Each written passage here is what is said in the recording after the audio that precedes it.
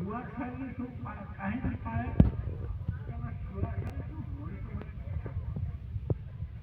ଛୁଆ ଖାଇଲେ କଥା କହିଲେ ମଣିଷ କଥା କହିଲେ କ'ଣ ସଜନ ଗୋଟେ ଛୁଆଟେ ରଖିଥିଲେ।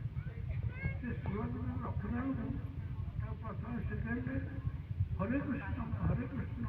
ଆମର ତ ମନ୍ତ୍ରରାଜ ହରେ ରାମ କୃଷ୍ଣ ତିନିଟା ଅକ୍ଷର ରହିଛି।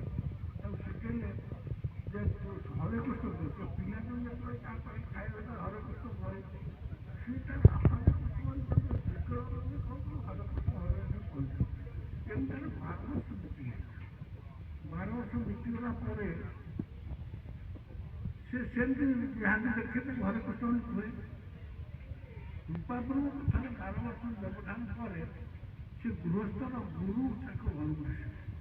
ଆମେ ସମସ୍ତେ ଗୁରୁକୁ ଯେତେ ଘରେ ପଡ଼ିଲେ ଗୁରୁର ବାକ୍ୟ ଅଭିଚୟ ଗୁରୁ ଯେତେବେଳେ ପହଞ୍ଚିଗଲେ ତାଙ୍କ ଘର କର୍ମରେ ଛୁଆ ଯେତେବେଳେ ଡାକ୍ତର କଲେ ହରେ କୃଷ୍ଣ ଗୁରୁ ଖୁସି ହେଇଗଲେ। ଆଉ ଗୋଟେ ପକ୍ଷୀଟେ ରଖିକି ହରେ କୃଷ୍ଣ ସେ ଆଉ ଭିତରକୁ ନ ଯାଇକି ସେଇଥିପାଇଁ ତାଙ୍କ ଶିଶୁକୁ ଡାକିଲେ ତାଙ୍କ ଶିଶୁକୁ ଡାକିଲେ। ଶିଶୁ ଡାକିଲେ ଇଏ ଛୁଆକୁ ତ କେମିତି ପୋଷିଛୁ? ନା ମୁଁ 12 ବର୍ଷ ହେଲା ପୋଷିଛି। ନା 12 ବର୍ଷ ହେଲା ହରେ କୃଷ୍ଣ କହୁଛୁ? ନା ହଁ ହଁ। ନା ମୁଁ ଗୋଟେ କଥା କହିବି ରଖିବୁ?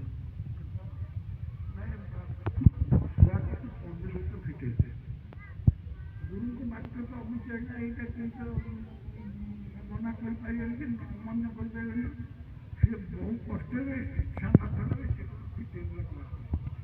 ସେ ପଣ୍ଡିତ କୁଆଡେ ଫିଟେଇ ଦେଲା ଛୁଆ ଆସି ଘରେ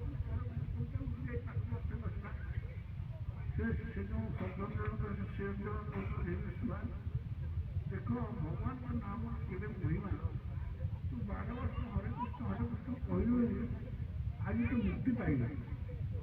ଛୁଆ କିନ୍ତୁ ସେତେବେଳେ 12 ବର୍ଷ ହରେ କୃଷ୍ଣ କହିଲା ପରେ ତାଙ୍କୁ ବି ମନୁଷ୍ୟ ବାକ୍ୟ ସେ କହିଲା ସେଇଠି ହେ ସଜ୍ଜନ ମୁଁ ପ୍ରକୃତରେ 12 ବର୍ଷ ହରେ କୃଷ୍ଣ ନାମ କହିଥିଲି। ଆଉ ଯଦି 12 ବର୍ଷ କହିଥାନ୍ତି ତାହେଲେ ତମେ ମୋତେ ପଣ୍ଡିତଙ୍କ ମୁକ୍ତି କରନ୍ତା।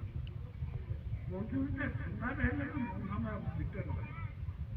ଯେକୌଣସି ପକ୍ଷୀ ବନ୍ଧନ ଭିତରେ ରଖିଲେ ସେ ସୁନା ପଣ୍ଡିତ ହେଲେ ସେ ପଣ୍ଡିତ ରହିବାକୁ ଚାହିଁବେ। ଆଜି ମୋର ଅହଭାଗ୍ୟ ତୁମ 12 ବର୍ଷ ହରେ କୃଷ୍ଣ ସ୍ମରଣ କରିକି ମୁକ୍ତି ପାଇଲେ କିନ୍ତୁ ଜଣେ ସାଧୁ କରି ଦର୍ଶନ କରି